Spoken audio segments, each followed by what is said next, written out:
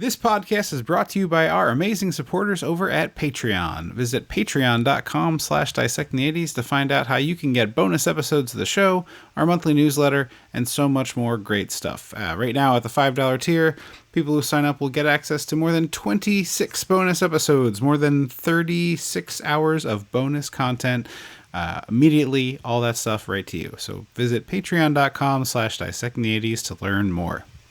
Welcome to Dissecting the 80s. I am Tripp, one half of the Mega Podcasting Powers, and with me, as always, my tag team partner in the kumite, the Macho Man Drew. Andrew Leno. I guess we could be good ringside guys, like McMickeys or Mick. It's Mick. It's not Mickey. It's Mick, right? Yeah. I mean, his name I believe is Mickey, but I yes, just didn't he's know if Mick anyone in the Rocky cinematic universe ever called him Mickey or Mickey. Mick. He gets called Okay. Mickey. Yeah, I think you both get used. I mean, yes, certainly I am not there for physical combat whatsoever. Although, to be frank, this is basically professional wrestling, so film version I feel qualified to handle. It's what professional wrestling pretends to be. Sure, because in this world, this is real. Like they actually die. Like it's actually that. Right. It's like extreme MMA, I suppose. But like the vibes of this movie are all professional wrestling. I mean, if you say so, we'll get into it. Because I enjoy professional wrestling. I just mean that like pretty much everything, and we'll get to it. But pretty much everything in the vibes of this movie comes from professional wrestling.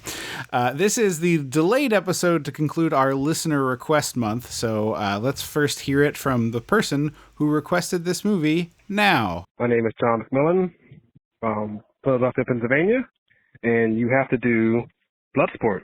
Kumite, kumite, kumite. Thank you. Oh, well, like they said, we're watching Bloodsport. Well, we watched Bloodsport, and you know what that means. We gotta go back. We gotta go dissect the 80s. It's your secret salt. Something about your secret salt. When the mega powers explode. I'm talking about the 80s. Oh, yeah. Great Scott. Cream of the crop. Oh, yeah. Mega powers, yeah. When this baby hits 88 miles per hour, you're gonna see some serious shit. Love a good secret salt. So Bloodsport. I only know that. Hold on. I'm doing the thing. Bloodsport is the story of Frank Duke, who is a very talented fighter who, to sort of honor his sensei and on the memory of his dead friend, travels to Hong Kong to fight in this legendary secret fighting tournament, the kumite, which is a full contact fight, sometimes to the death, but not always. He's the P.T. Barnum of martial arts. Yeah, I mean, basically, this movie is Street Fighter. Yeah. Wait, Chun-Li is Street Fighter, right? She's not Mortal Kombat? Yeah, it's Street Fighter with no girls. Yeah. Anyway, so that is the plot of Bloodsport. But go say what you were going to say. I'm sorry I stepped on you.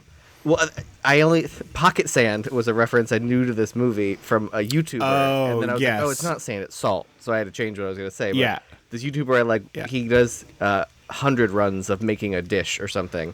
And usually in the middle, things start to get a little wonky because he's been doing it for hours. And he's like, I lost the ability to do anything but this at the moment.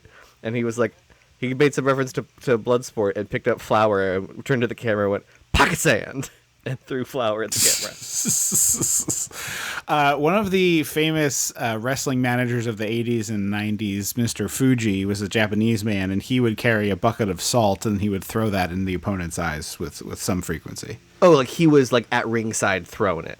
Yeah, he would like, whoosh, the bad guy would start arguing with the refs. The ref's back is turned. The good guy is like trying to catch their breath in the corner. Here comes Mr. Fuji. Pachow! Salt in the eyes. Yeah. Yes. That is a part of this movie. This is a canon film, which feels incredibly on brand. And it has all the hallmarks of a canon film, largely that it seems like there's only 2 or 3 people in this movie that are native English speakers, and so all of it is like very have dialogue. there's a lot. I should say there's 4 native English speakers, but not that there's anything wrong with that. There's nothing wrong with international cast, but it's just very obvious. Like some of it feels dubbed or just like really bad ADR. It's just kind of a mess. Also, other hallmark. This script can't have been longer than 10 pages. Also, the director of this movie. This is such like a bizarro world thing. Very much reminds me of like a. Ed Wood sort of thing. The guy directed a movie in 1962, a movie in 1971, and this in 1988, and that's it. That's the whole career. Known movies that he other directed? I mean, I was unfamiliar with them. I'm trying to find where I wrote them down here. Oh, okay. The 1962 is called Hands of a Stranger, and then Blood Things? Bloodlines? No, it looks like Things. Blood Thing, perhaps. Like, it looked like a cheap horror movie, but just like a guy who grinded out a few movies. It's just inexplicable to me that it's like he made a movie and then took 9 years off, made another movie. He worked in other film, second director, other second unit director, but then gets tapped for this, and it's just a bizarre artifact. I mean, I didn't like. I will say I didn't like this. I will say I almost love this movie, and like I think if I watched this for the first time with a bunch of friends and a bunch of beers and Doritos, I would have been like, "This fucking rules." Yeah, that's. Or if I had watched it when I was experience, because if you're watching it and paying too close attention, it's just like there's no plot and like no explanation for things. Like allegedly, according to IMDb, this movie had the most montages of any movie up like when it was released. And audiences were so taken by the montages, they overlooked the lack of plot. Yeah, if you cut out the montages and the flashbacks, you're down to like 48 minutes. And then half of those flashbacks are just montages. Yes. One of the things I really like, though, happened, and the next scene they flashed back to that scene, and I was like, get out of here. Yeah, it is very clearly like we must be over 90 minutes. But like we have to clear the hurdle. There's so much that they left out that they could have also used to pad the runtime. What are you looking for? So why the fuck the American government gives 2 shits that this guy fights in his thing? Oh, isn't the beginning of the movie he like deserts from the military? It doesn't sound like that to me, because he's in the gym. And when he's introduced, he's in the gym kicking the thing, the speed bag. Yeah, the speed bag. And then the guy comes in and goes, "Hey, before you go on furlough tomorrow, the chief wants to talk to you." And so what I think that is they're like, we know you're going to Hong Kong to fight in the kumite. You are expressly forbidden from doing so. Okay, but like if he's going on furlough, then he's not abandoning anything. Well, he was, he didn't go to this meeting he was supposed to go to, though. He was like AWOL-ish. Okay, I think I will tell you, I don't know this. Neither of us has any military experience. I think the military is a lot less casual about like, oh, I booked my vacation, I'm taking it, than the civilian world is. I know that, but the guy didn't come up and said before you go on furlough. He didn't say you can't go or there's a problem with your furlough. It was. But I think I'm not arguing with what your point is. I'm just saying in the military, I don't think you can just be like, nah. You know what I mean? Like him not going to that meeting is probably him being AWOL. Yes, but there could have been like they're tracking him down like he's a fucking super soldier serum or the $6 million man. Right. And I don't get it. Like at one point they straight up say Uncle Sam's invested too much in you, and I was like, what does that mean? What does that mean? I mean, He's like a career military man. They spend a lot of time training him up. They can't have him getting crippled in the kumite. This is like underground fighting. This is not sanctioned. Like, I need to know why the fuck anyone. It's very funny to me that like all the things you're saying, I'm like, why would I need to hear them say that? I obviously know exactly what they're talking about. Like all of this is like built into the shorthand of liking schlock action, where I'm like, no, of course, like like not a single thing you're raising. Like, you are the highest rank, like. You are the only secret agent we have that has this knowledge, so you can't do X. Like they say, they have a throwaway line usually.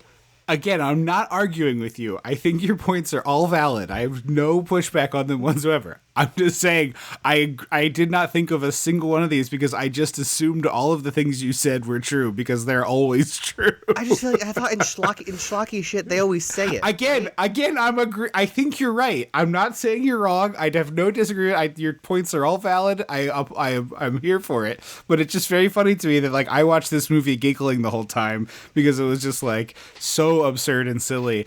And like all the things you're saying I think are 100% right and would probably improve the movie. But I just assumed they were the facts, so I didn't care. I just didn't think about it. I just found that funny. I wanted to know why. And then also, what publication does this woman who's barely named work for? That we need her to say like I'm. Where does she work? Right. What kind of article is she writing? How did she get this assignment, or did she pitch it? And if she pitched it, she's bad at her job because she just like showed up with no plan. Well, how did she know about the kumite? Let's get into it because I want to talk about all these things, and I don't want to get us too derailed. So let's get to them as we go through the movie. We start with like a smashing, or they're setting up an arena, and then we get like the smashing of the scoreboard, which is kind of cool, and then we get this like sort of roundup of people fighting, and one of them is very clearly supposed to be like a uncontacted tribe sort of vibe, like people who live in like a jungle or a desert or something. Like it's not really described. Sort of like, I'm gonna put real liberal, big air quotes here, like exotic, right? That they're like, oh, this is this like strange foreign land, and they're whipping around, and it's like mostly non-white folks. And then they get to what clearly looks like Steve from the sound department with his huge beard, who had just clearly been told, like, unbutton your shirt and stand over there. He's wearing, like, work slacks and a brown leather belt. Somehow. Oh, man. Steve from the sound. They show him, like, 3 times, and then he gets a close-up. This is the type of guy with, like, the curly, thick chest and body hair that, like, is sort of sweater-like. And he's just, like... yeah, like pumping his fist. And then they cut to the next person who's wearing like I don't want to be culturally insensitive, but like something loincloth adjacent, like for this bad movie's like broad stereotype. Yeah. Like they're wearing some sort of like more primitive style clothing, and then we get like Jerry from Sound being like, "Yeah, kill him, Kumite!" It's so fucking funny. It's just this middle-aged dad in the middle of this scene of people from like, again, supposed to be some different group of people who live in the jungle. Yeah, and like this opening montage could have been cool to establish the people we're going to see. Like, sure, that would have been really great to show Chong Li's gym, or the fact that maybe he doesn't practice because he's already like a hot shot or whatever. Right. Like maybe he's or that he like soaking in a hot tub with hot ladies or whatever. He can't find sparring partners because he like goes too hard and kills them, and so like he practices with like dummies because he just shatters wood and stuff.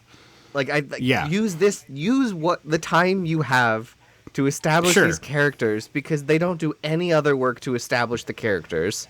It's like the characters are established more than by once. You're just supposed to go, okay, I care. I should care about this person. The characters are established by clothing and fighting style, and it is just full fighting video game like vibes in that way. Yeah, like that's the people that you get. That's what you get, and that's what you're gonna you'll like it. Like, Thank you very much. There's to me, as someone who's I haven't done martial arts in 20 years at this point, right? Probably 15 years, 15 to 20. To me, there are 2 people in this movie that have distinctive styles, and then everyone else in this movie kind of fights with the same movement fight vocabulary to me. I think you're underselling a little bit, but there's like, so here's my roster, and we can go down. We should do this in better order, or whatever. So here's the roster I have. I have the big bad. Okay, yeah. Ogre from Revenge of the Nerds. Oh yeah, I call him Beardy. Okay, Jean-Claude Van Damme. The All Fours guy. I loved him. Who is like scampering. Where was his movie? Frankly, the scampering guy. We have the giant guy who's not the big bad. Uh-huh. He's like sort of sumo wrestler coded. And then we have the guy. No, he's not big enough. He's more like a NFL offensive lineman sized, rather than like a big belly. Although some of those guys have a big belly, but whatever. And then we have kickboxer guy who has he kind of holds his hands out like kangaroo paws. Yeah. And he's got red shorts. I don't want to say the Cyrillic alphabet on his shorts. He's got a non-English language. Yeah. But he does like a kickboxer thing. Like his hands are sort of like I forgot about in front of him, like paws, and all he does is try to like grab and kick. Like he doesn't throw any punches. Yeah. So there's that. There's those 6, and then everybody else is like generic karate jobbers. To me, I think All Fours, Beardy, and Kangaroo Paws have their own thing, but then the other 3 that you mentioned all kind of have the similar vocabulary of movement, fighting moves.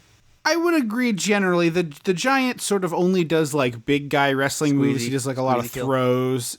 Yeah, and he does a bear hug finisher. Jean-Claude does a lot of theatrical spinning. The big bad doesn't really do the spinning kicks as much. So I feel like Jean-Claude's is more ballet-like almost. Yeah, I can see that. Is what I would call it. So that's my 2 seconds there. A 2-second rundown of the guys. But we start with we meet Ogre. We meet some of the fighters here. Out that Jean-Claude's been summoned, and Jean-Claude Van Damme is very pretty, but like cannot act. He's got a very limited. You might range. as well you could put a cardboard cutout of Jean-Claude Van Damme in the scene with the people, and it would be the same effect. Sorry. My wife likes him the most of the schlocky action heroes that we've watched because he's like the least bulky and like most human looking. Steven Seagal. We've never done a Seagal. I there's one Seagal movie I have watched and enjoyed, and it's Under Siege, and he's such a gross human that I've never like dipped into the others. But if someone out there has like you got to watch this 2 or 3, I would be open to it because I like schlocky action. Seagal was ponytail, right? Or did Van Damme also have ponytail? Yes. At some point? I don't remember Van Damme having long hair as a signature. I'm sure he has a movie or 2 where he has long hair, but mostly he's got the short hair. But I was talking like we've watched some Stallone, we watched some Schwarzenegger, we watched some Jean-Claude Van Damme. I feel like Schwarzenegger kind of the big action stars of the 80s and 90s, like he's the one that kind of bridged the gap into like, aren't I charming? And I mean, he's by far the best actor of that group as well. I agree, but it's all. Well, okay, sorry, that's not true. Stallone did get nominated for an Oscar very recently. Stallone Stallone has a gear I think he can achieve. I like Arnold as a screen presence more than Stallone, generally speaking, but they're different. They're playing different songs. But that's what that's what I mean by the aren't I charming part, like. Mm-hmm. Like Stallone wouldn't do Junior. No, that's the pregnant one, right? Or is that? Mm-hmm. And like Stallone wouldn't do Twins. Like right. Arnold did fun stuff, like beyond just action movie. Well, you say that, but Stallone also did Stop or My Mom Will Shoot and Rhinestone, in which he plays a singing cowboy. So I think maybe you just haven't been exposed to it, but he did try to do that. He just wasn't very good at it. But I was saying it was like he took the swings and people were like, no thanks. Whereas Arnold took the swings and people were like, yeah, okay, delicious. We'll have another bite. Yeah. Again, the charming thing. I think. To me, the charm factor, because they all kind of have the same abilities in terms of acting and like command over language and gravitas. Like all these people are on the same level, but Arnold charmed his way into more stuff. It's interesting too, thinking about this with like the modern analogs, and I swear to God, this podcast is just about me talking about The Rock, so I'm only going to say this in passing. Whereas like John Cena has leaned more into the Schwarzenegger mode that you're talking about, and most people like him better, and I think most people like Schwarzenegger over Stallone. Also, notwithstanding, like Schwarzenegger was in, I don't know, several of the biggest movies of all time that like people hold dearly, and Stallone was in a few of those as well, but I feel like Schwarzenegger's broke through a little more. Like Terminator probably breaks through more than Rambo, although Rocky obviously gets nominated for Best Picture and all that stuff. But that's like way early in Stallone's career before it gets to this, Roidy Magoo era. To me, John Cena, and even like you could argue like Dave Bautista's trajectory, he's not there yet, but he's on that path. I think. Well, Batista's also just like a good actor. He has like leaned into performance as like his thing, and he's like good. He's by far the best. Anyway, what I really like with this thing we've been talking about, like the guy's like, you have to go see the commanding officer before you leave. Jean-Claude Van Damme is like, no problem. I just need to take a shower first. I'm all sweaty. And the guy's like, okay. And then so I think the I'm guy's gonna like, give you a note here. You're pulling a little Schwarzenegger, and you need to pull a little more Tommy Wiseau. Oh, Jean-Claude sure. Van Yeah. Damme's a little more Tommy Wiseau than Schwarzenegger. Just that's yeah. Go. I also wasn't sure if it's offensive, so I was like somewhere in between. But he's like, oh, no problem. I'll wait for you. And so this guy is standing in a full uniform in like the wet part of the locker room. Like he's not in the dry. There's like a dry zone and a wet zone, and he has crossed the threshold. There's like an I'm deciding to go into the wet zone. He's not right, in right. the showers. But it's like you have the locker area, and then you have the pre-shower threshold, and then you have the shower. And I feel like the pre-shower threshold is functionally, everyone's like, this is the wet zone. Like you're maybe walking back, you're not fully dried, but you're mostly dried or whatever. But like, this is the wet zone. And he's standing there, and then he's like, Mr. Van Damme, Jean-Claude, you're taking an awful long time. Are you masturbating in there? What's taking so long? And then he walks in, and there's like 4 showers on, one of which has the saddest like water spit. Bad. It's like barely dribbling out. I just feel bad for the guy who has to shower in that one. And then the window is open, and Jean-Claude just like took off out the window. Disappeared. So frankly, I think this movie is like one an edit away from being a Mel Brooks movie. To me. Sure, yeah. And so like when you said that, I was like, oh yeah, now I'm picturing him in his full dress uniform under the shower, like with the curtain drawn between them, and he's just standing there waiting for him. Yeah, that's basically what it is. And then he's like going to talk to his superior officer. He's like, I'm so sorry, sir. He gave me the slip. And he's like, what do you mean he gave you the slip? Well, he said he was in the shower, and then I just, climbed out the window. Says, I have to shower. And the guy says, no, you go see him immediately. And Jean-Claude says something that I don't remember because nothing is memorable. And he was just like, okay, you can shower. Also, I'm very impressed that they found a child teen actor that was just as wooden as adult Jean-Claude Van Damme. Did they somehow blend the voices together? Because this kid speaks with the tone and cadence that Jean-Claude does. I mean, it's possible. That seems like a lot of effort. I know, but it's weird. Like, I wonder if it's actually his son. I did not look up who played the kid. Or like, that would be an explanation. He didn't have a clickable name on Wikipedia. Okay.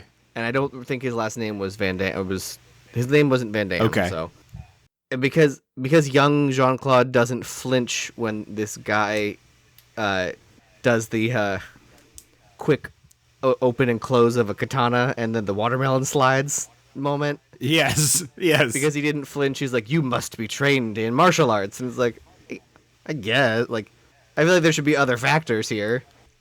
So it's like a flashback sequence in which he gets caught stealing, and instead of being reprimanded, he gains a sensei. And also, they keep cutting, like, every few seconds in the flashback, they cut back to the same push-in shot of adult Jean-Claude Van Damme's face, looking off left. Yes.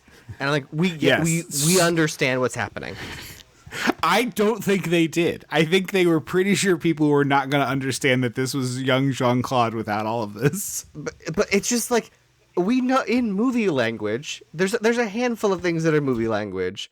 Someone looking at a thing and then cross-fading into a younger person with a similar build, we know it's a flashback. Someone coughs blood into a handkerchief.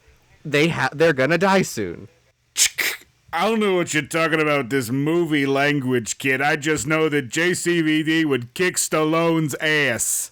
That's the guy this movie is for. I know that, but like he doesn't know what a flashback is? No, the fucking flashback? You just said people were so taken by the montages that they were just swept away by Bloodsport. It's just insanity. Terminator had flashbacks.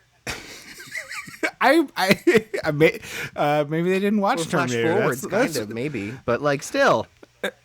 That's one of them James Cameron highfalutin pictures. If they don't come direct to VHS, I'm not very interested. Yeah, I just was so frustrated that every few seconds they just kept the repeat push-in shot, and I was like, I get it.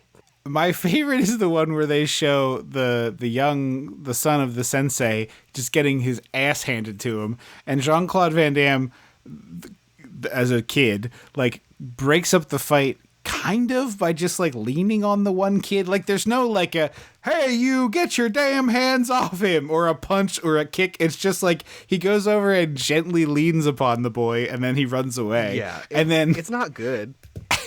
But then he like sticks his hand out to help the kid up, and it takes like 10 seconds for this whole thing to like the kids to get to their feet, and they put their arms around each other and walk away. And it's like, my God, get to the point. That's why I feel this whole fucking movie. It's just like, get on with it.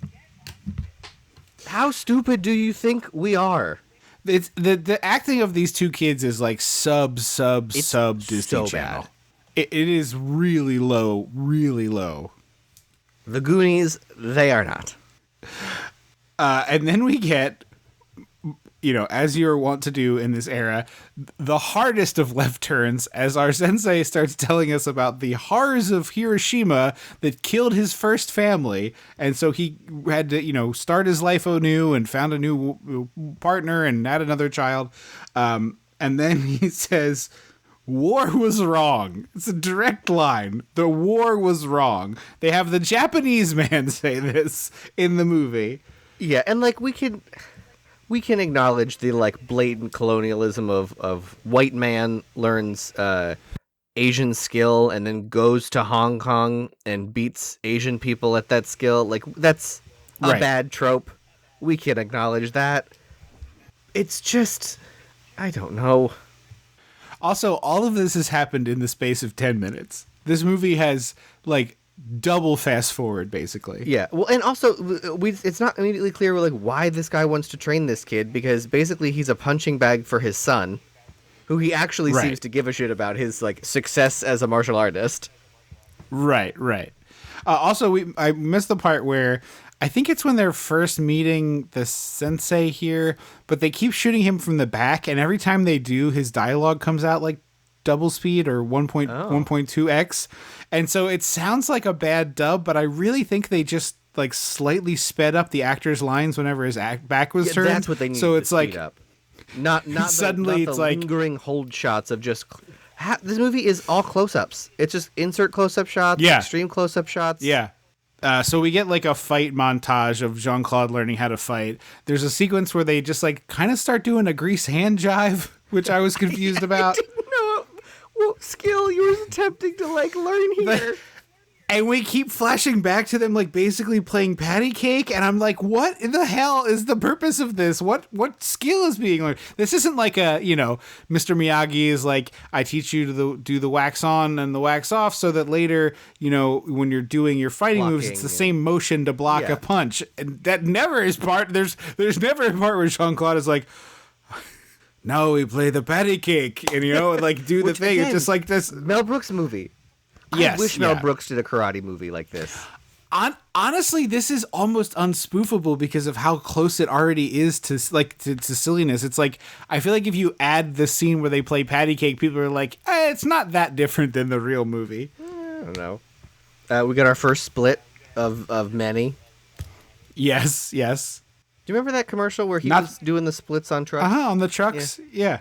That's his thing. He's like, I know that, guy. but they just put it. It was a truck commercial. Like, yeah. Were they like commercially available? I thought they were like big rigs he was on. The gimmick was like the trucks were so smooth that they could do that, or maybe it was the road. It was something about it being like so smooth that Jean-Claude Van Damme could safely do the splits across two of them while in motion. So then it must. I'm guessing they ride it was like so commercially smoothly. like a consumer car, not like a big rig. My memory is I think they're big rigs. But it's probably that wouldn't. They are big rigs. Well, I mean, truck drivers have to buy cars too. But I don't think you really see commercials for big rigs. Maybe this is just like the early days of viral marketing stunts that they were like. This was the same era of the jump scare car commercial. Yeah, with the ghoul face. Chekhov's meditation. I love when they blindfold him and have him serve tea, and the wife is just like so into it. She's like got the biggest shit-eating grin. She's like practically clapping with glee when he performs the tea service blindfolded. She loves It's really funny. And then he does like a drawn and quartering thing where he's got him in the splits and he's pulling on his arms, like between two bamboos that are being pulled apart, and then Jean-Claude rips the bamboo out. He gets his fighting spirit, like hulks out and just like pulls all his limbs back in and breaks the where was that callback during a fight? Like, yeah, I know someone like hooks his feet on an arm, or just like an arm bar where they're like dragging his arm out of the socket on the shoulder joint. Truly, I don't even know if he and his sensei were in the same room for this next scene. Of like close-ups of him being like, I'm gonna go fight in the kumite for you, and what like it's like fucking Twister, the ride, or Vin Diesel and The Rock in anything they're in together. I was like, I don't think they were in the same room together. Yeah, it is very, very like staged, that like COVID staging, honestly. Yes. Also, there's like a whole thing where as he's like undoing being drawn and quartered, his face is like a mask of Zen, and that's like the whole thing that the sensei was teaching him. So it's like he's staying Zen. By God, he's staying Zen. So he goes to Hong Kong for the super secret underground illegal fighting competition that no one treats secretly or illegally. Nope. Like, there's people like they might as well be standing on a street corner, like doing the fucking Quiznos arrow sign flipper. Yes. Be like, secret illegal fighting over here. Liberty tax returns here. The person in the Statue of Liberty outfit. Ogre like is kind of, you think, lecherous, and he turns out to be a good guy, which is nice. Like a heel. Yeah, but he's our other baby face. And then we get this blonde lady at the bar talking to these two guys, and I literally wrote info dump from random blonde lady. Is she a reporter? ? Immediately objectified. Objectified. Yeah. It is honestly stunning to me that later that they have sex, but there's no sex scene. Yeah, you would think that a canon movie would be like, hey, it was shocking. Trim some of your bullshit montage. Trim one montage and put in sex. Yeah, that there wasn't a 4-minute long sex scene is like incomprehensible. Where they're all sweaty. Yeah. Although his ass is fucking tight. What's all those splits? I'm aware, but it's like you normally like. I guess has Stallone shown his ass? I know Schwarzenegger did. I don't know the answer to that question. I would guess yes, but I don't know. Like I don't remember the scene in Predator. Well, that was Schwarzenegger, not Stallone.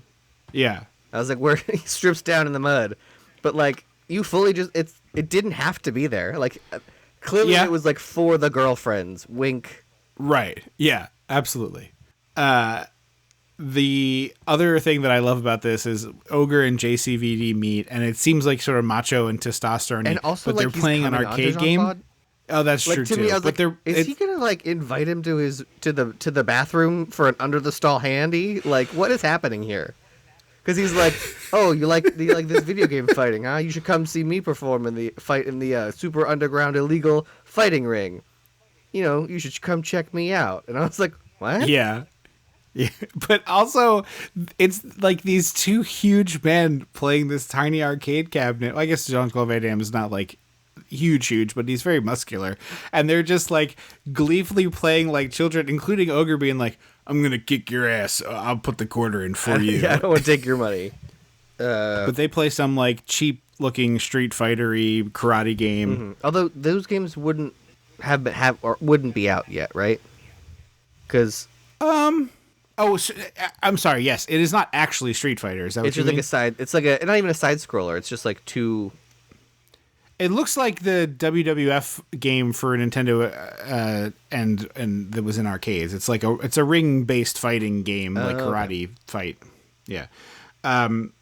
Also, he like so the info dump from the reporter. She's like, it's a full contact, whatever thing, which means like I guess that is their way of getting around the like it's to the death because they're not all to the death. Yeah, I guess. But like any fighting thing is full contact. Like a boxing match is full contact. But you wear right? gloves, and there's an expectation that like I think full contact means that like you can use your legs and your hands, and like MMA is full contact, but like boxing is like you use your hands in the gloves, and there's like illegal moves. Yeah, maybe. Whereas this doesn't have. Maybe this that's is no holds barred. Yeah, but Ogre turns to Jean-Claude Van Damme and is like, "Aren't you a little young for full penetration? I mean, aren't you a little young for full contact?" And it's like, you two look the same age. What are you talking about? I didn't look up their ages, but like I think he looks a little older than Jean-Claude Van Damme, not by much. But 2 or 3 years. They were in high school at the same time. Yeah. Oh, for sure, 100% high school. Yeah. They go to we meet Forrest Whitaker real quick, and then they go to check in at the hotel. And the front desk clerk is... They're, like, immediately best buds. Ogre's like, me and my best pal Dukes need to get our rooms. Are they ready? Weird male friendships. Yeah, it's great. But it's just so funny that, like, they go from, like, hey, fuck you, punk, play me in karate game. And then he beats him, and he's like, you must be pretty cool because you can beat me in karate games. But the front desk clerk is... It's like I'm sorry, it's like 2 6-year-olds, like how they decide to be best friends. Yeah. Like, we both like orange soda. We'll be best friends. I think that's an old Seinfeld joke. I know, it's just great. I genuinely like it. Sorry, they're checking in here. The front desk is like, once you've checked in, go to the room to meet the guy for the super illegal underground secret fighting ring. And I was like, again, are we like, this should be slid across Everybody the table. fucking knows about the kumite. It's like every single, you should get like a weird map or like a key or a something. It needs to be more covert. Like, I can't even think of an approximation. Go to this bar and order this specific weird drink, and they'll give you a key to the back room, and then you go through there to find it. Yes, exactly. But instead, it's just like all spoken out loud in front of everybody. All right, you guys here for the kumite? Hey, you guys here for the secret underground fight club? Yeah, come on to the kumite. And then they meet their also, guide, like, people can go spectate at it. Like, people can go to but you can't go. You have to be invited to watch. But then later, the 3 people just show up. Like, I don't get it. Right. Yeah. Because Jean-Claude tells the reporter, he's like, no friends are allowed inside. And she's like, I'll think of something. And she goes as someone's date.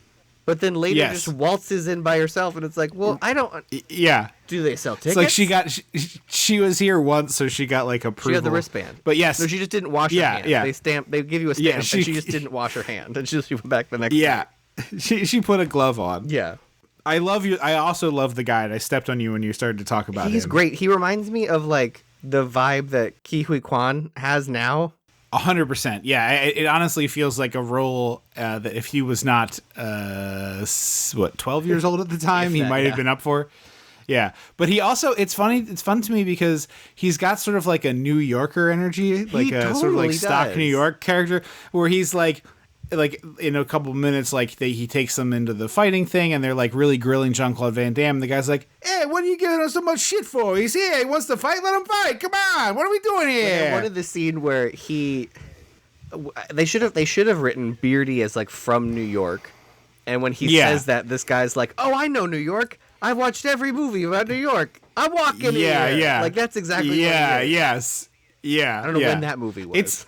I think it was the 70s. Yeah.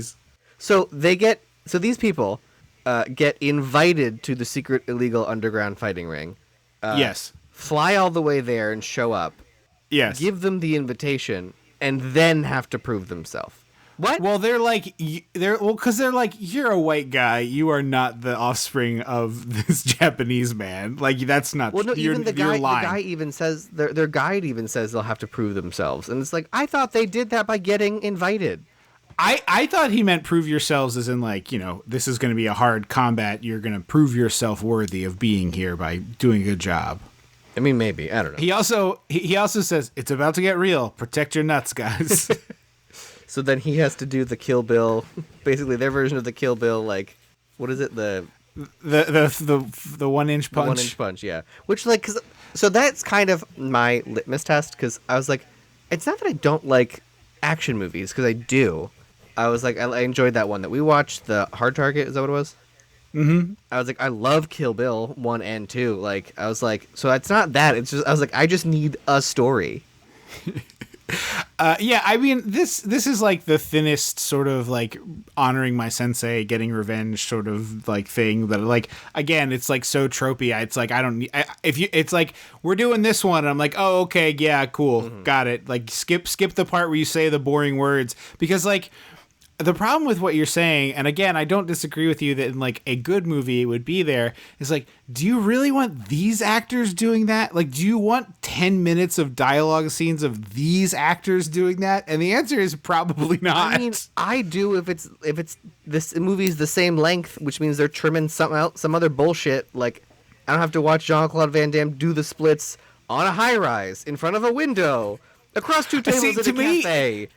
Over the seal exhibit at the aquarium. Like this feels like the Robert Rodriguez ethos to me of like, what do you figure out what you do and use it? Yeah.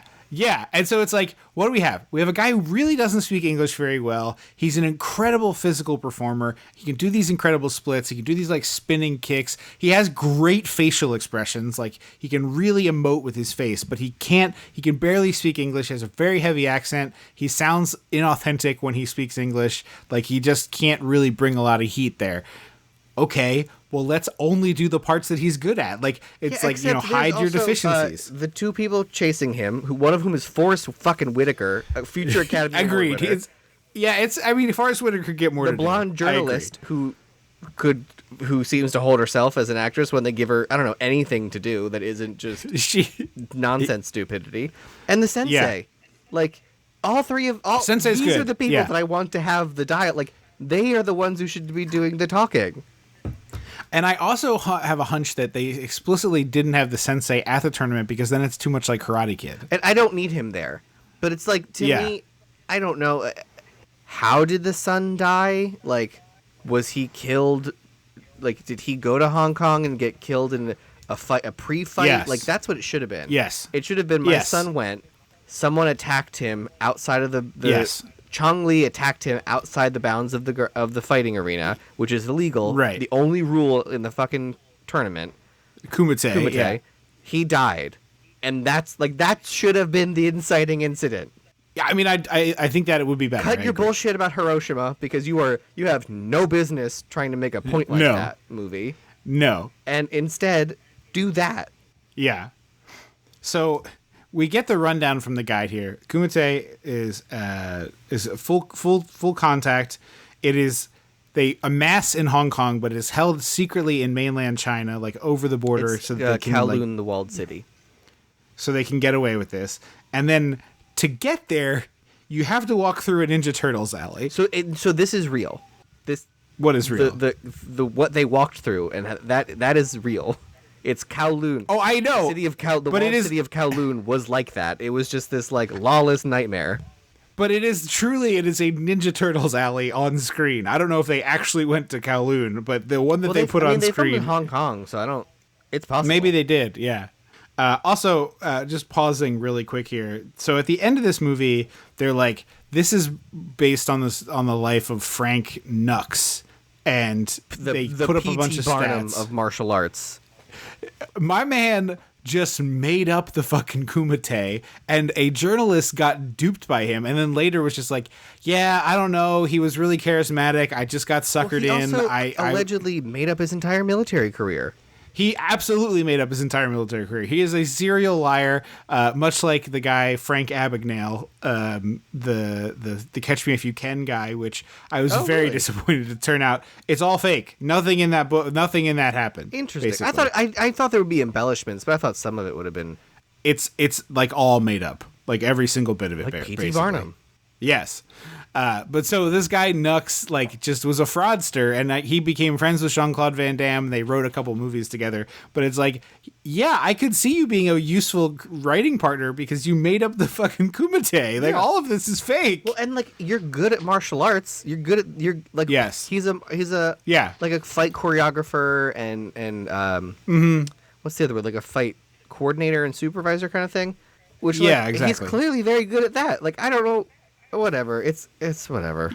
So at this registration, they're like, you got to prove you were trained by him. You got to do the dim mock. And the dim mock is like, they have this pile of bricks, and Jean-Claude's like, hey, New Yorker-ish guide guy, pick a brick. And he's like, the top one. And he's like, okay, the top one. And he's about to hit it, and the guy in the back yells, he's like, no, the bottom one. And we see Jean-Claude do this palm strike where the energy travels through 3 bricks and breaks the 4th, which I'm pretty sure is impossible, but looks cool as shit, I will say. I think it's impossible because the transfer of like when I think of transfer of energy, I think of those like desk swinging things. Yeah. Nonsense. But what I love about this is he's about to do it, and we get this like whip around close-ups of each of the like fighter camps of the people in the tournament. So it's like face. Crash we zoom, go around. Crash It's like crash zoom. It's like 30-40 seconds. Then he does the brick, and then we get the same people, but their expressions have basically not changed. It drives me so it looks like nuts. It looks like you just did the shot twice. Like that's what it is. It's like what they did before when he was doing the flashback of how he met the sensei. I was like, it's just the same crash zoom. Yes, it's a bad iMovie edit. And the big bad steps up at this point. He's like, yeah, but brick doesn't hit back. Yeah, and I was like, all right, fine, whatever. This is where we meet the woman. That we meet her again in the bar, the reporter. Yes. Oh, also, we keep cutting back and forth to America of the military police, and I was like, again, like, why do you care? Yeah, they know about the kumite. They're talking to a local police authority and like trying to get help from them. And the guy's like, "No, I don't have time for this shit." He doesn't deny the kumite, which like I thought everyone denies that the kumite exists. Right. It just seems like all the locals know about the kumite. But it's not even they know about it and they're like, we don't. I don't know what you're talking about. Yeah. They're just it's like the kumite. They're like, oh yeah. Oh, you're here for the kumite. Oh, you here for the kumite? Oh yeah, great. Kumite. When you get to fucking immigration with the passport, the passport guy, yeah. The kumite. They have a third kumite stamp. It's like kumite bright stamp. red. Yeah, you get a sticker. Yeah. If you're a little kid, you get a sticker. It's like the I voted sticker. It's like my first kumite. Or it's like Disney where the Disney World buttons. Yeah. My first kumite. Celebrating my first in kumite. It's so dumb because that's what you need more. Like that's a better foil for the military police. That they're like, sure, we know he's at the kumite, but no one will admit that it's real and tell us where it is. They keep saying, I'm not sure what you're talking about, sir. And then they should meet like one old man in the back of a noodle shop who's like waves him back. And like under the cover of Steam or whatever, he's like, "This is what I'll tell you about the kumite." Yes, absolutely. It should be whispers and hearsay. Mm-hmm. So we get the reporter. She's being sexually objectified by some of the other fighters. Jean-Claude sort of steps in as the hero, and he's like, "I'll tell you what. I've got a quarter. I'm gonna put it in the palm of your hand. If I can snatch that quarter out of your hand before you can close it, she's mine. And if not, she's yours." And the lady's like, "Excuse me?" Again. And yeah, but doesn't really fight because at this point, this is when they're distracted. I'm gonna sneak away. Yes, and Ogre's like, "I hope you know what you're doing, man." And it's like, "What? What are you talking about? What that's not part of this." Yeah, and of course, Jean-Claude flashes back to when he snatched a fish out of a pond with his bare hands. But then also turns into a fucking magic trick where he swapped out. He swaps the coin, which I found really silly. It's so dumb. He should have swapped in his kumite button.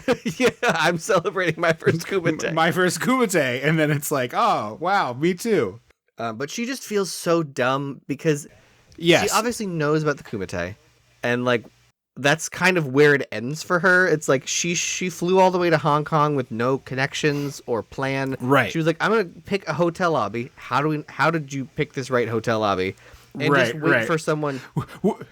What we didn't see is there's an extended 4-hour cut where she spends 2 hours trying hotels, just sitting in the bar waiting for a couple hours each day. Yeah. She looks for goonish men. And we find out that the kumite is an ancient tradition. There was it a gang at the? I don't think they used the word gang. Maybe. Yeah, and it was like, they would have like a, who's the best of our people Which, thing. like, at a certain point, if all of your most virile men are fighting to the death, how are you going to continue? Well, that's why you only do it once every 5 years. Oh, is it 5 years? I missed that. Yeah. So she calls it a cockfight to let people have time to be you an would adult think and make children. 10 feels like the right time frame for what you're talking about. So she calls it cockfighting with people, which is just like barbaric. Yeah, no, it is. Although, consent is part of it here. And then we start the kumite. We get our first rundown, and we're just jumping in, I guess, with a red shirt. I have to say, I was a little worried about this part because I find the karate tournament sequences in Karate Kid like so boring. And Rocky, they figured out how to make a way to make those fights kind of cinematic, and they last a long time, but they're interesting. Here, it's like, nah, babe, we got you. Most of these are under 25 seconds. But even still, there's too many of them, and you got to watch all the jobbers beat each other up. Also, I don't care. At no point, they're not real. Like, this is a movie. Yeah. We can skip that part. We should have montaged the jobbers, but also I wanted like a choose your fighter rundown of like, have the guide be like, that's blah blah blah, and he does blah blah blah. To be the ride vehicle on the Transformers ride at Universal, where it's just like, that's Screamer Scrum. They do this. Yes, yeah. I mean, wouldn't this be better if it was like, okay, there's 16 fighters in the tournament, and the guy has like a bracket. It should have been there. I just wanted to make a joke. And he's like, this guy fights like an animal. He crawls around on all fours and slinks around. And frankly, should have been the subject of this movie. His fighting style is way more interesting. But it's useless. He loses quickly. No, he gets through at least two. It's his third fight or so that he loses. I know, but it's like he's got a novelty approach that eventually a good fighter is just like swats him away. But if he's the hero of the movie, he wouldn't die. I guess, but it would be very silly. That would be great if we got that kind of rundown. Instead, we just get like some instant knockouts. Ogre goes in. I was like, I genuinely don't know if he's just going to get knocked out immediately. Like if that's because it could do that. It wouldn't be super shocking. Yeah. But so he goes in, he KOs a guy pretty much instantly. He gets the guy's blood all over him, and then he walks back into the stands, sits down next to Jean-Claude, who hands him his t-shirt, and he's like, hey, thanks, buddy. He has blood on his chest. He has blood on his chin. Also, he's pouring sweat. It feels like they're all doing warm-up rounds, but not really. Yes. There's not a crowd watching. I thought everyone watched this shit. And so it's like he's just sitting in the stands. It's not like they're in the front row, like the bench, like for the team. It's just like in the stands. And so he's pouring sweat. And then we cut away and we cut back, and he's wearing the shirt and dry. Yeah. We meet Chong Li, the big bad of this movie. Is that the character's name, or is that you doing a riff on Street Fighter? No, okay, I'd never caught his name. I was like, wait a minute, it was Street Fighter. Because I know Chun-Li is Street Fighter. That was a woman. Johnny Cage is Mortal Kombat, right? Yes. Because Johnny Cage is supposed to be a spoof of Jean-Claude Van Damme. Oh, okay. Yeah. And so I was like, oh, maybe Street Fighter was like, oh yeah, well, but I don't know why they made it. It's diluted. Jean-Claude Van Damme is in Street Fighter with Raul Julia. The movie. He plays Ken, I think. Okay. Also, some people are opting to fight without a shirt on, and then some people are fighting in robes, and I'm like, you're dumb if you're fighting in a robe, buddy. Well, that's how they do is it jujitsu? There's a specific type of fighting that's robe based. I know, but this is a no rules. I agree, it's a disadvantage. Blood sport. Yeah, like take off your top, buddy. Whip that tarp off, baby. Mm-hmm. Frankly, do it naked. Do it in a Speedo. Less things to grab. This is when we find out that as you said, Chong Li killed a guy in a previous one of these. Which is like, I guess they must not be every 5 years, because everyone's like, oh yeah, he killed a guy last time, and he doesn't look old enough to have. They say it as if it's like a big thing, and I was like, I thought these were all like illegal, no rules, people die fights. Like, why is it a big deal that he killed somebody? Yeah, and so it's like they're just extreme fights, but to the death is not really part of it. But it's not off the table. It's true, it's not off the table. Although that's true in like MMA too, like. Someone could die in an MMA fight. Like, it's not the point, but it's like in MMA, aren't there? Yeah, but like you could get punched in the neck and die in an MMA ring. Like, that is very real. People have died in boxing rings. Like, no rules. Right. I'm just saying people die in sanctioned fights. That happens. Yeah. People have died in pro wrestling fights that are fake. Oh, really? It happens. Yeah. That's a shame. He gets a knockout in 14 seconds. Jean-Claude Van Damme does. No, this is the first one. This is Chong Li. Oh. It says new world record. And they have a panel that says new world record for the secret underground fighting. Like, what world record are you talking about? Yeah, it's kind of like they have like an old school scoreboard. And it's like, are they really from the world, or is it the American series of baseball? Well, the best baseball in the world is played in America. And so... they are the best players on the best teams. They would very much beat up a team from Japan. It's just silly that they still call it the World Series when it's like, how many?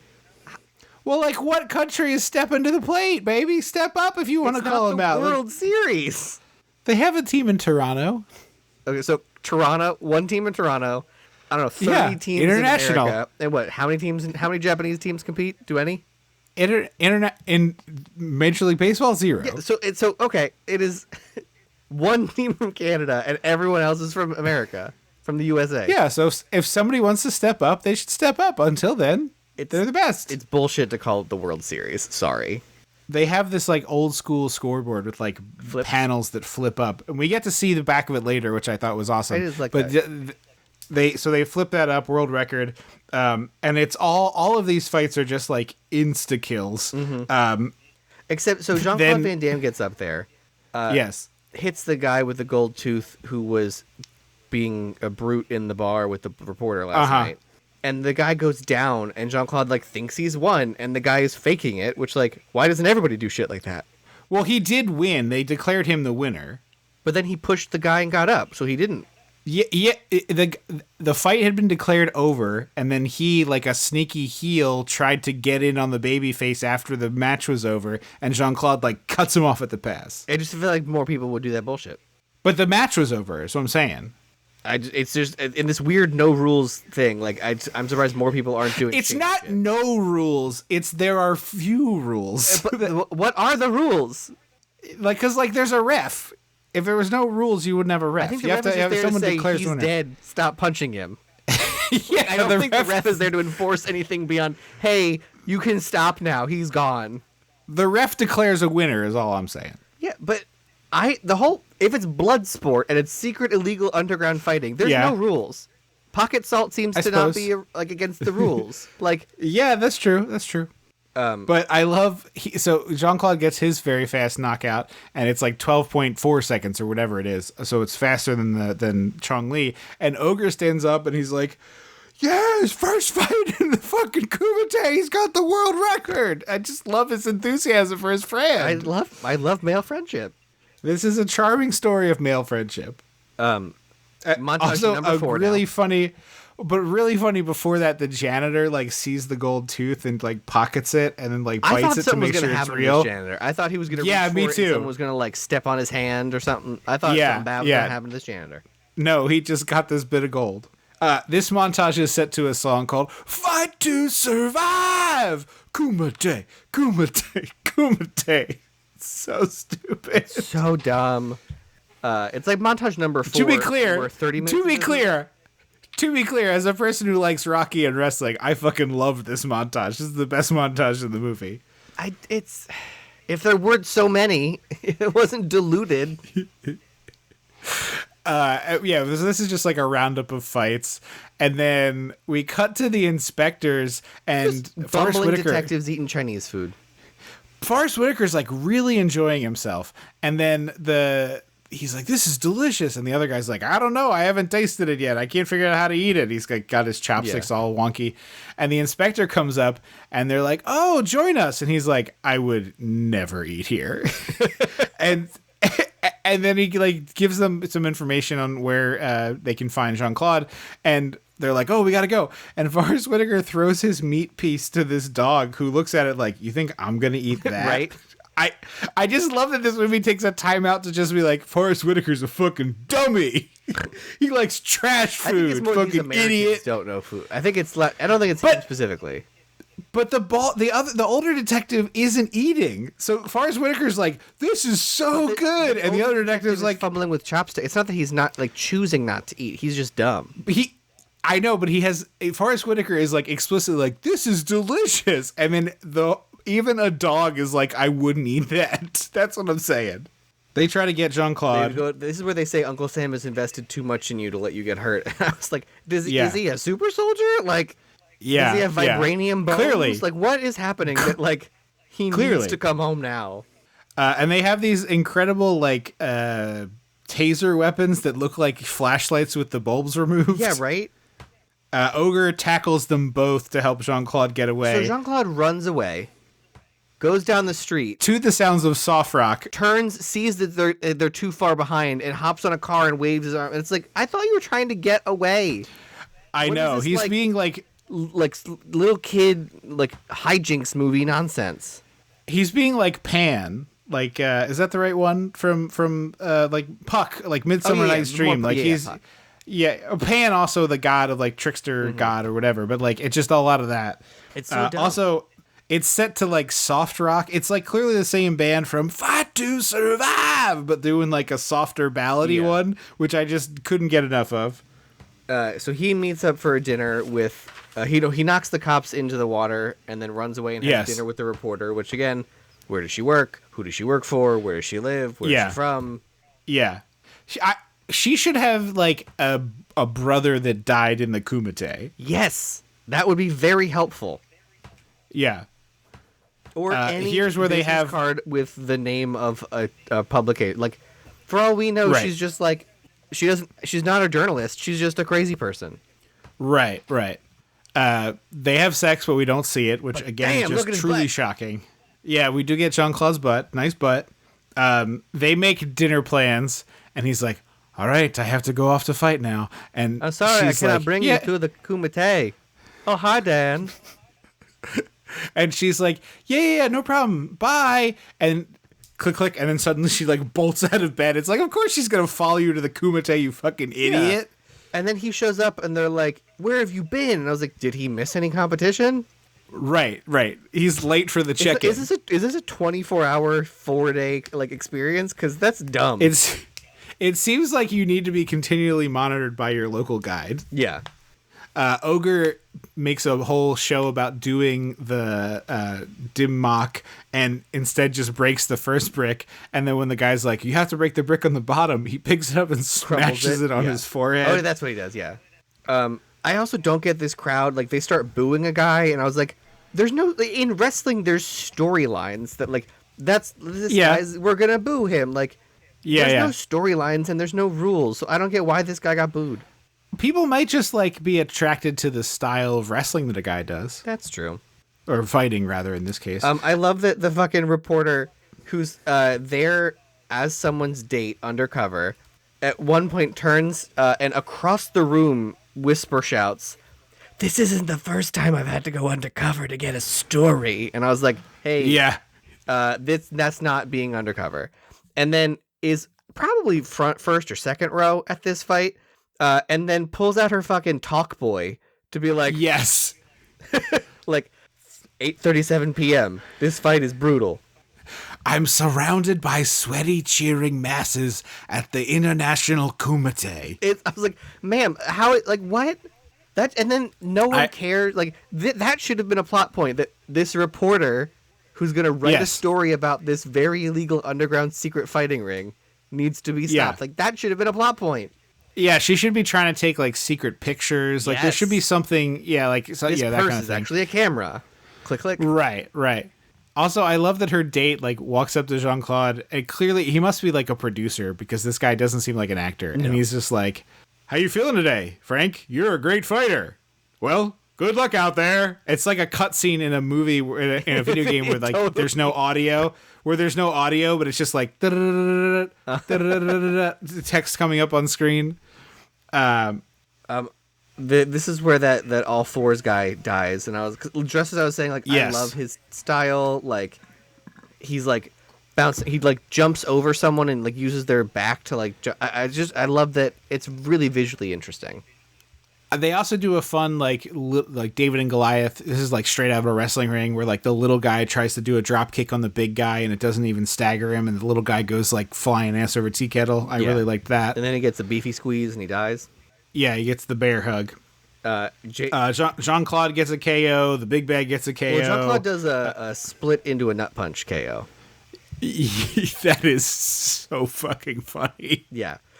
And then Nut Punch is a guy who's wearing like some sort of like loin clothy thing. Like, again, I don't want to be culturally insensitive, but it's just like just a piece of cloth belted around his waist. And so he's like getting right in those balls. His hand is covered in ball sweat. 100%. He has to thoroughly wash that hand later. And also, I don't understand, because normally in this kind of thing, there's brackets, and like you can see the bracket board, and they make also show... wait, pause. I'm sorry. I'm so sorry. I forgot. The Nut Punch is also directly after he whips his shirt off. So he like gets hit, does a tumble, stands up, whips the tarp off, leaping split into the the splits on the ground, and then Nut Punch. I'm sorry. He just talk about the big split. It's like more like a death drop. Yeah, but like, talk about the big board. You're correct. It needs a big board. So it's got the big board with the bracket in this like when in Karate Kid, and so like you can tell like, okay, so this match is happening and blah blah blah. But in this movie, it's just like sometimes the winner just fights the next guy, and sometimes it's two completely new people. And I was like, well, what? Right. There needs to be structure. I know there's no rules, but I need structure. Also, no one should be fighting back to back. That makes no sense. Yeah. There's 30 minutes left in this movie, and so far, not much has happened. Ogre gets a knockdown on the big bad, and he starts celebrating too early, and you're like, oh, I'm sorry, play stupid games, win stupid prizes. Jean-Claude goes, hey, his gut is his weak point. He hits him there once, he drops down, and immediately just starts, like, taunting the audience and, like, goading them. And I was like, no, you didn't finish. Like, you gotta finish. This is classic babyface stuff. Thinking that you've got it in the bag, getting ready for your moment, and nope, that sneaky dastardly heel. Play stupid games, cut you off, stupid prizes. Also, I fully thought he died. Yes, this is absolutely set up that he gets killed, and probably tested poorly. That's my guess. 100% what happened. Like, he steps on his head, and you hear a crunch, and you see blood. Yes. Yeah. And Jean-Claude like is trying to get in there to help him, and the guide is holding him back. And then after they declare the match over, he gets in there, and Jean-Claude starts like doing a big stare down. I get this here of like the babyface is dead, and the babyface's friend is leaning over top of them, thinking they're dead, and looking up at the heel is directly out of wrestling storytelling. I've seen this 100 times. 3 minutes of them staring at each other. Just cut.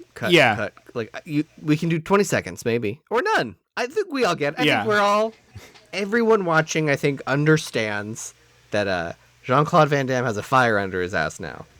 So he vows revenge, and then we get truly hilarious sad montage of Jean-Claude alone on a bus to some sad music. To the woman, the reporter, because she's like, you need to stop this. Like, your friend is in a hospital bed.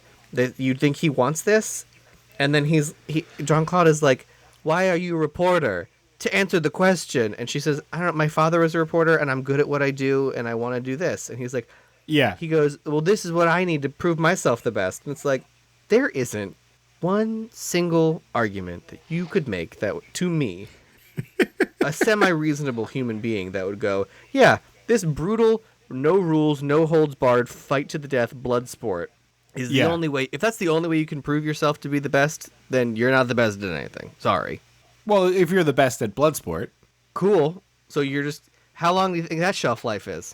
I'm just saying. Because you probably have to come back. Could be the best at Bloodsport. It's probably like when you win a pageant, you have to show up the next year to like. Yeah. So now that you've won, you have to keep coming back. Sure, yeah. I mean, that makes sense. That shelf life has got to be, 3 years max? I mean, you're describing all professional athletics careers, basically. Most of them don't last. Most of them aren't blood sport. I mean, it's brutal. Some of them are pretty close. No one's snapping. No one, in football, Jason Kelsey wasn't at risk of someone grabbing his head and snapping his neck. Do you know what I mean? There's a lot of on purpose, factors. No. But, people have gotten, nearly dead in professional football. That happens. Yeah, and the concussions. I'm well aware. People have been paralyzed. Yeah, I mean, it's functionally blood sport. So they have that big fight, and then we get Jean-Claude alone on a bus, sad music, and it's the movie's basically let's remember becoming friends with Ogre, which happened on screen in the last 30 minutes. And then they show Ogre getting, this is where I said it's literally a flashback to the scene just before. Yes. It sounds like Alone. I think the song is called Heart Alone. Till now, I always got by on my own. Oh yeah. It is like exactly like that. Yes, it is that energy for sure. It wants so badly to be alone, but for legal reasons, it is not alone. And there's also a great moment where he like looks over, and in the reflection of the window, he sees Chong Li, and he like whips over, and it's just an old man. Yeah. This is where he does the rooftop splits overlooking the city, and I was like, sure. Yeah, it's a cool point. I've seen the splits. It's a cool shot. Do something fun. I will say I like that shot. It was cool to see the city from that angle. He fights the kickboxer guy. Well, he gets the journalist goes to the local police and she says Jean-Claude's name, and then so they go to Forrest Whitaker and the other guy. Right. And they try and stop him, and he's like, "I'm going to do the fight." Oh, hi, Paul. There's nothing you can do to stop me. And so he fights the kickboxer guy. They do a classic wrestling thing of like, we just take turns hitting each other. They're doing kicks. It's usually punches, where it's like the fans are all like, yeah, when the good guy does it, and boo when the bad guy does it. This was one joke I did laugh at. The guy you said was a producer, not an actor. He was the date. Yes. The guide and the judge are like fighting because they're like, Jean-Claude's not here yet. And he's like, give him a minute. And then this guy that you think is a producer, not an actor, comes over and he's like, what are you talking about? What's going on? And he's like, Jean-Claude's not here yet. We have to disqualify him. And he pulls out money and he goes, oh, we can wait a few minutes. And then he turns around and sees Jean-Claude walk in and goes, yep, and takes his money out of the guy's shirt. Yeah. He's like, that solves that. I was like, where's these jokes? Yeah, it is really funny. And then the reporter and the two military police show up with the kumite. And I was like, how did you get in here? But then the best part of this is they just start fucking loving it. They're like... They're so into it. Old military police guy should have a bucket of popcorn and be eating it like Michael Jackson in the fucking Thriller video. He is like so excited. And the woman is like on her feet. And Whitaker is like the last to get in. He's kind of like the reluctant clapper. And then by the end, he's like, yeah, Frank, kick his fucking ass. Like hoist Frank on his shoulders. Yeah. They're ready to Rudy him out of here. Yeah. And then they're like, we know what you've come to see at this point in the movie. You want to see the bad guy fight someone else. And it's like, no, I don't. Yeah. Well, again, if they had the tournament board like you had said, we would know this is like but the like, last... I didn't even want to watch the semis. Jean-Claude fight the kangaroo man. Like, Yeah. Just get to the fight. I want to go to the fireworks factory. Right? And so... we do get to see the behind the board here, which I really like, where they like put in the two tiles and flip it up. I always love that. So Chong Li's fighting this red shirt and like does something to him that all of a sudden all of the crowd stops cheering and all the judges turn their back on him and the crowd turns to look at the judges. And I was like, well, what the fuck happened? Like, what was the bad thing? I don't know what the bad thing was. And then they're just like, well, the next round of fighting. And I was like, well, hang on, what? It's like, I think it's like he fights without honor because like he hit the guy when he was down a bunch of times. It doesn't really get explained. Rules? You know, when you could have done this at the beginning when you were talking about the history of the kumite. Right. There are 3 rules in kumite. Don't stop fighting. I don't know. Believe in yourself. And I don't know. Like... You watched the movie, you said 3, and you can't even get to the third thing. You cannot come up with a third kumite. A third rule of kumite. Yeah, I know. You cannot. You literally ran out of gas after 1, fumbled around your bag for a reference, pulled out the first thing you found, and were like, I guess this. And then you got to 3, and you were like, I've already emptied the bag. That was what just happened. I'm sorry to spike the football on you, but that was so fucking funny to me. Because what other rules would there be in fucking kumite? I don't know, but it was so funny. Oh, man. Never forget your friends. No blinding your opponent? I don't know. Like, that's clearly not a kumite rule. We see it happen. I don't know, Goonies never say die. I don't fucking know, but like... Yeah, I'm with you. So yeah, the judges are like, we disavow this, but we'll continue the match. And he has magnificent heel work here. He comes out to Jean-Claude Van Damme and he's like, I need something to decorate my other knee. And he holds up that he's wrapped the bandana he stole from the lifeless body of Ogre around his knee as like a brace. Mm-hmm. And he's got a tablet in his waistband, which, like, wouldn't that tablet get soaked immediately? Like, you would think so. That's paste. That's not a powder. Yes. That's paste. Yeah. You pull it out, you crush it. Needs to be. Like, oh, this is dick sweat and hand sweat and blood. It needs to be in like a tiny little Ziploc bag that he like, and then when he pulls it out, it gets steamy. Yes, exactly. And they just keep cutting. Like, they go up there and they're like, okay, for the first time ever, they're like, we're gonna show every step of the fucking kumite fight. You have to. It is a long fight. Yes. We have to do a crash zoom on each of your faces multiple times. We have to crash zoom on the crowd's face. Show the reporter's face. Show Forrest Whitaker's face. And I was like, get on. They're like they're really trying to build the drama here. Just keep ratcheting it up. And then the fight starts and Chung-Li hits the ref and he just doesn't move. He like freezes in place. And then Jean-Claude has to like get down and be like, it's okay, buddy. You can leave. And I was like, what happened? Yeah. Also, the ring becomes like a half pipe for the final fight. It's been like that. Really? Mm-hmm. I noticed it at the very beginning when the two young boys are training, when young Jean-Claude Van Damme. I think it's just like this style of fighting has the like slightly elevated. It's not a full I did not notice curve. It's more like an angle. I didn't notice this at all through all of the other fights, and then during the final, I was like, very obviously, it's like a half pipe. Yeah, no, I noticed. This is like classic wrestling. You get a baby face shine. Jean-Claude's doing all these big spin kicks, and then it's just there's not enough distinction between all of these fights, and I'm very bored of that. Like in Kill Bill, all of the fights have a different flair. The first one with Rita Green, maybe I don't know. I don't know. Vivica A. Fox, like it's a hand combat with a small dagger, and thrown around the house, and then Oren Ishii is like a big lavish like katana fight. Like they're all different and unique. There's the one in the trailer that's cramped and like kind of comedic. Like make them be different. Yeah, I think that's way harder to do when you are having a fighting tournament as the central plot of your movie. I don't disagree with you as like with Karate Kid, there weren't 100 fights we had to watch. Right. They were like, these are the two people you care about. We're gonna watch their fights. I think your leaderboard thing fixes a lot of the problems because you put the montage over the leaderboard and then you just have like names moving on, and then it solves a lot of this. That's how they fixed Rocky.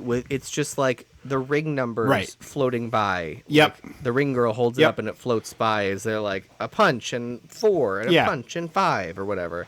Right. Because also, like, Rocky is dramatizing real boxing, which is inherently, like, generally, not inherently, but generally pretty boring. Mm-hmm. And so making it dramatic is, like, you know, a tough sell. But this is fake fights all the way around. It's like professional wrestling, basically. Like, it's a movie. So, like, just make it interesting. I'm with you. Mm-hmm. We get the pocket sand, or pocket salt. Yep. And Chekhov's Clear Your Mind. Yeah, and then he sort of, like, hulks up, feeds off the crowd with the blindness overtaking him, and this is where we first see the two cops are just like, come on, JCVD, JCVD. They have the gall, the gumption, and the wherewithal to put a fucking montage here. Yes, I was like, just show him doing it. Of him like remembering blind tea service and all this stuff, and it's just like, again, the people who made this movie, I think it's two things. I think one, they think their audience is really stupid. But two, I think Canon had a lot of international popularity. And I don't know that like every market that Canon was releasing their films in had an audience that was as like smartened up to the rules of movies as you say. And I do wonder if some of the editing is like, because this movie is supposed to be released in 7 different languages or 12 different languages or whatever the hell. And they're just like, it needs to be able to play for people who are getting like nothing from the dialogue. And so it's like, I guess. I wonder if that's part of it. Again, I'm not making an excuse. It's just a thing that occurred to me right now as we were talking. Yeah. I got so bored in this final fight. It's too long because like there's like 3 or 4 really good moments in it, and then it's like 15 minutes long, and none of the other fights are this long. And then there's the montage. They're stuck on montage in the middle of it, and I was like, guys. There are a couple of fun moments. I love when he does like a split and the guy runs underneath him. Yeah, and then like nice. A split kick. And then like the big final moment, he knocks him down and he makes him say Mate, which is... And I was like, say what? Yeah. This has not been introduced until this moment in the movie. Like, you know what was great? The first time they walk into the goddamn gym, there's a man on the floor pinned down and they're like, say it. Make him say what? Oh, you say Mate, the match is over. We don't know that, and you just threw it in now. I'm guessing we both missed it. I'm sure we're going to get a tweet or two about it. I'm guessing we both missed it, but I also did miss this. I just knew, like, in wrestling, like, you got to say, I quit. I know you could, like, say uncle. Like, I know the cultural osmosis, but I was like, you couldn't have taken the 30 seconds in this movie. You couldn't cut 30 seconds of a montage and put that line of dialogue in there? No, I'm with you. That what you described with like a guy saying it in the gym is perfect. As soon as they walk in, also, their New Yorker Hong Kong guide is like, "Oh yeah, if you're pinned down, you got to make him say Mate, and the match is over." Yeah, exactly. And the old cop is like, yeah, like leaping to his feet, every vein in his face popping. He's like, JCVD. It's crazy how excited this guy is. He wins and takes back the bandana, and then they smash cut to it looks like everyone just stayed in their seats. They cleaned him up, and they did this service in front of everyone. It's just very silly to look at. It's like the medal scene at the end of Star Wars. Yes, very much that. They give him the prized katana. Which I was like, is that what the whole movie was about? Earning the katana? Like, okay. Yeah. We talked about earning a katana very early on as a child, JCVD. For like a second, yeah. Yeah. We cut to the hospital, and this is why I think this is reshoots. Ogre is drinking a beer in his hospital bed. Yeah, which I love is that. Great. Again, everything in extreme close up. No one's in the same shot together. Right. He gives them. There's one shot of JCVD and Ogre at the end when they have their nice little moment. Doing the Predator arms. Yeah. He gives them the headband back, and Ogre is so overwhelmed by this. They say I love you. Yeah. He's like, anytime, any place, anywhere you need me, I'm there for you. And he says, same to you, friend. I love you. And he says, me too. And I was like, oh no! He says, I love you, my friend, and kisses him on the cheek. Yeah. Are there sequels to this movie? I am sure the answer is yes. I've never seen this one before, so I've never seen any of those. I don't know that Jean-Claude is in any of them, but I guarantee you there are some Bloodsport. Because I was multiples. Like, I hope this character gets sequels. It would make sense that he was the one for sure. So then we cut to the airport out front of the plane, and the 2 military police are there. They're like, he's not going to show. He's already been on the plane, and I was like, you're bad at your jobs, I guess. And then I don't know how that possibly happened. They get on the plane, and it's like the old style where like you walk on the tarmac and go up a stairs to get on your plane. Yeah. He's at the top of the stairs. Basically, I am not a crooking to nobody. Yes. A bus for a United Airlines bus, because it's the flight he's getting on, shows up, and the journalist gets out of it. I was like, oh, is she calling off her assignment and going home with him? No, she went all the way there to say 0 words and not get close to him and touch him or kiss him, just to wave at him. Yeah. Well, no, she doesn't wave. She does the kumite greeting. It's dumb. Either way, it's dumb. I'm happy to report Bloodsport 2 is called The Next Kumite, and that does indeed have Ogre back, along with James Hong and Pat Morita. The lead is a guy named... Frankly, where were they in this movie? The lead is a guy named Daniel Bernhardt, who I've never heard of before.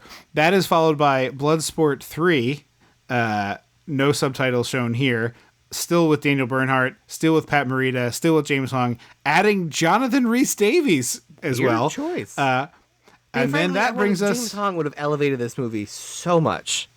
That brings us to 1999's Bloodsport 4, The Dark Kumite.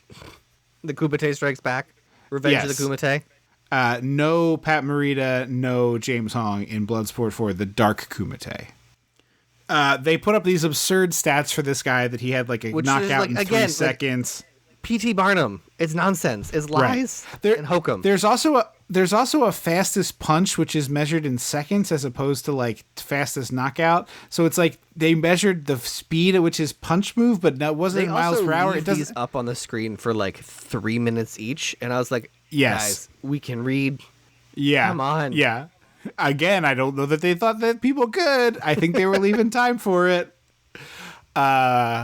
I know you're not going to, but I would heartily recommend this movie. I did not expect to like this at all, and I really enjoyed myself. I mean, like, it's if you're very like stupid. Drinking and eating pizza and wings and like having this is a perfect movie for that. This is a perfect movie for that.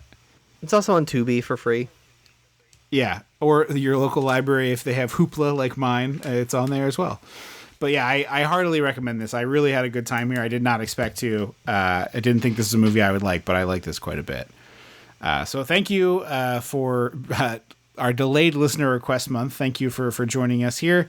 We really appreciate that as always. Thank you for listening to the show. If you haven't yet, check us out on Blue Sky. Check us out on Facebook, Instagram, I guess still Twitter for the time being, but not long.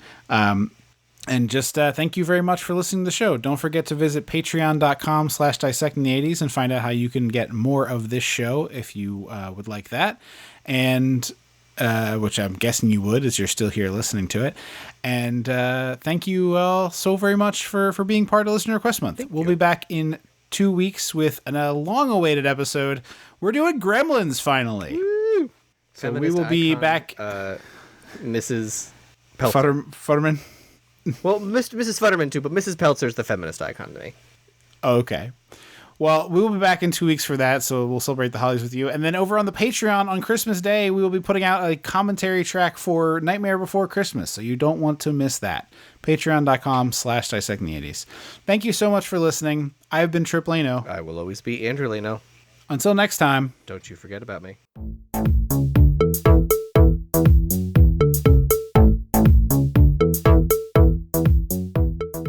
Dissecting the 80s is a Chum Some of This production.